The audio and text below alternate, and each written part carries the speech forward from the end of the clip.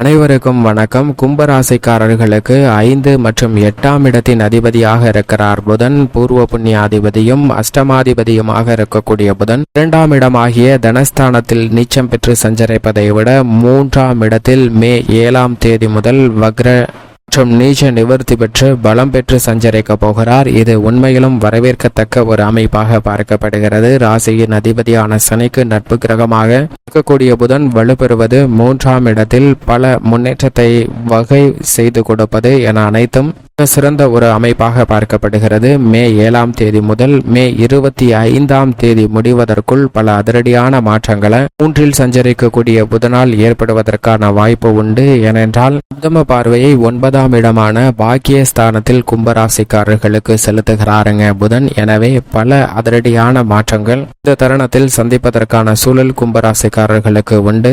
அறிவுக்கு அதிபதியாக திகழக்கூடிய புதன் மே மாதம் 7ஆம் தேதி முதல் நீச்ச நிவர்த்தி பெறுகிறார். மே 25ஆம் தேதி வரை வலுவாக மேசராசியில் சஞ்சரிக்க போகிறாருங்க.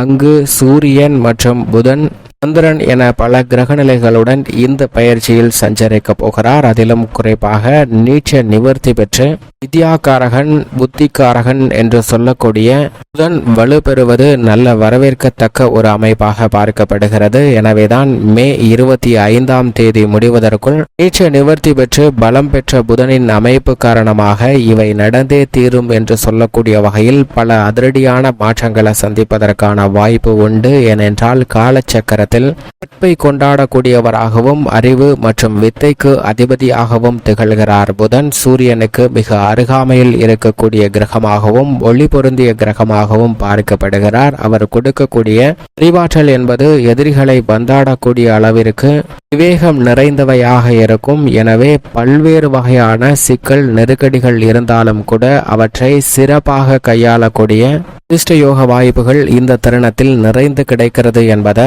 தெளிவாக உறுதிப்படுத்துகிறார்.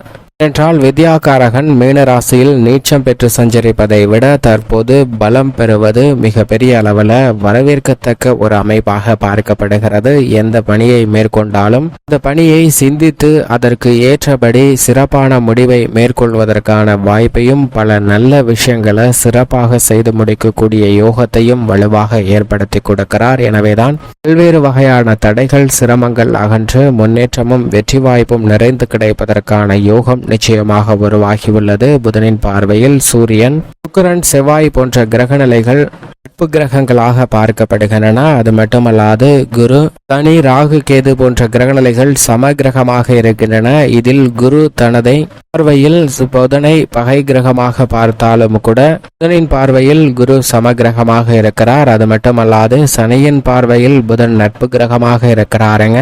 மட்டுமல்லாது புதன் பார்வையில் சந்திரனை மட்டும்தான் பகை கிரகமாக பார்க்கிறார். ஆனால் சந்திரனின் பார்வையில் புதன் சமகிரகமாகவும் நட்பு கிரகமாகவும் இருக்கிறார். எனவேதான் காலச்சக்கரத்தில் நட்பை கொண்டாடக்கூடியவராகவும் வித்தைக்கு அதிபதியாகவும் பார்க்கப்படுகிறார் புதன். அப்படிப்பட்டவர் வளம் பெற்று சஞ்சரிக்கும் போது அனைத்து விதமான பணிகளிலும் மிக சிறப்பான வளர்ச்சியும் முன்னேற்றமும் கிடைக்கும். ஏனென்றால் புதன் வலுவாக சஞ்சரித்தால் மிக கடினமான சிக்கல் நிறைந்த காரியங்களை கூட சாதாரணமாக செய்து முடித்து அதன் பலனை பெறுவதற்கான யோகம் நிறைந்து கிடைக்கும். எவ்வளவு பெரிய சவால் நிறைந்த பணியாக இருந்தாலும் கூட தனக்கு கிடைத்திருக்கக்கூடிய அறிவாற்றலை மதிநுட்பத்தை பயன்படுத்தி அதை எப்படி சிறப்பாக செய்வது என்ற யோகம் மிக வலுவாக அள்ளி கொடுக்கிறாருங்க. அப்படிப்பட்ட ஒரு அமைப்பில் தான் நீச்ச நிவர்த்தி பெற்று பலம் பெறுகிறார். இந்த தருணத்தில் 7ஆம் தேதி முதல் 25ஆம் தேதி முடிவதற்குள் பலம் பெற்று மிக வலுவாக சஞ்சரிப்பதால் அதீத நன்மை நிச்சயமாக கிடைக்கப் போகிறது.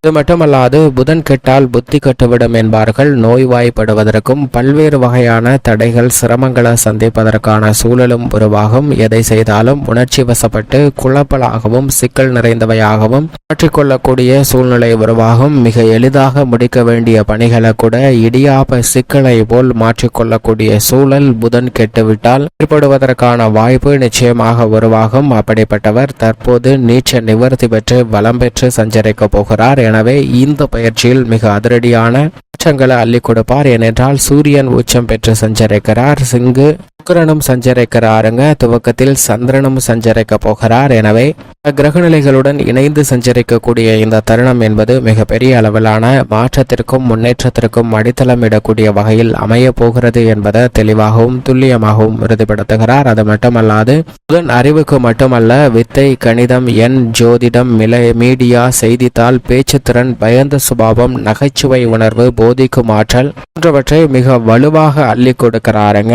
எனவேதான் புதனுடைய அமைப்பு காரணமாக பல அதிரடியான நன்மைகள் நிறைந்து கிடைப்பதற்கான யோகம் உண்டு. புதனின் ஆட்சி வீடாக மிதுனமும் இன்னியும் பார்க்கப்படுகிறது. கன்னிராசி அவரது உச்ச வீடாகவும் இருக்கிறது. இப்போது செவ்வாயின் ஆட்சி வீடான மேசராசியில் வருவது புதனின் பார்வையில் அவரது நட்பு கிரகமாக இருப்பதால் பல்வேறு வகையான நல்ல வாய்ப்புகளை நிறைந்து கொடுக்க போகிறாருங்க. பல்வேறு வகையான பின்னடைவுகள், தேவையில்லாத கருத்து வேறுபாடுகள், அதன் காரணமாக சந்தித்து வந்த மன வருத்தம், வேதனை போன்றவை நீங்கி ஒரு பிரச்சனைக்கு எப்படி சிறந்த முறையில தீர்வு காண முயற்சி செய்வது, அதை எப்படி நாம் அடைவது என்ற பல நல்ல வாய்ப்புகளை இந்த தருணத்தில் புதன் ஏற்படுத்தி கொடுக்க போகிறார். இது நிச்சயமாக மிகப்பெரிய அளவில் வரவேற்கத்தக்க ஒரு அமைப்பாக தான் பார்க்கப்படுகிறது. என்றால் இவ்வளவு காலம் சுமார் ஒரு மாதத்திற்கு மேலாக நீச்ச நிலையில் வக்ரகதியிலும் இழவிழந்து மேலும் மேலும் பல சோதனைகளையும் சிக்கல்களையும் சந்திப்பதற்கான சூழலை வித்யாகாரகரான புதன் ஏற்படுத்தி கொடுத்தாருங்க. உணர்ச்சி வசப்பட்டு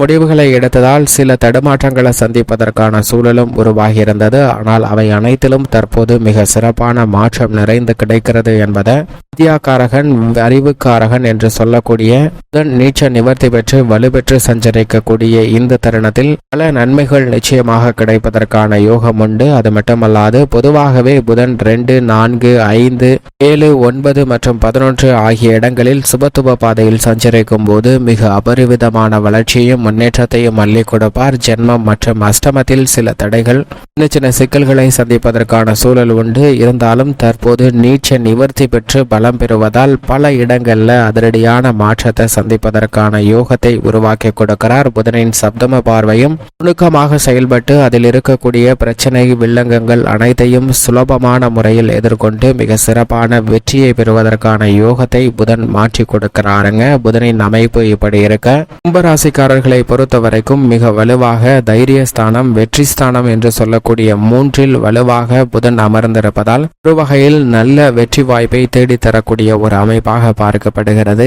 எந்த காரியத்தை கையில் எடுத்தாலும் அவற்றில் காரிய வெற்றி நிறைந்து கிடைக்குங்க. அலைச்சல், சிரமம் வெகுவளவில் குறையும். புதிய சுப நிகழ்வுகளை இந்த தருணத்தில் சிறப்பாக திட்டமிடலாம். திருமணம், புத்திர பாக்கியம் உள்ளிட்ட எதிர்பாராத பல நல்ல விசேஷ தருணங்களும் மிக சிறப்பாக கிடைக்கும். ஏனென்றால் குரு சுகஸ்தானத்தில் நுழைந்திருக்கிறார் என பல கிரகநிலைகளில் ஏற்பட்ட அதிரடியான மாறுதல் கும்பராசிக்காரர்களுக்கு மிக சிறப்பான வளர்ச்சியும் முன்னேற்றத்தையும் பெற்றுத்தரக்கூடிய இனிமையான தருணமாக மாறியுள்ளது என்பதை தெளிவாக உறுதிப்படுத்துகின்றன. இஜென்ம சனியின் ஆதிக்கம் இருந்தாலும் குடும்ப வருமானத்தை உயர்த்தி கொள்வதற்கான யோகம் உண்டு. உத்தியோக ரீதியாக அலைச்சல் இருந்தாலும் கூட நீங்கள் எதிர்பார்க்கக்கூடிய சலுகை உண்டு. தொழில்துறை, வியாபாரத்துறையில் போட்டிகள் இருந்தாலும் உங்களுக்கான இடத்தை தக்க வைத்துக் கொள்வதற்கான யோகம் நிச்சயமாக இந்த தருணத்தில் வலுவாக கிடைக்கிறது.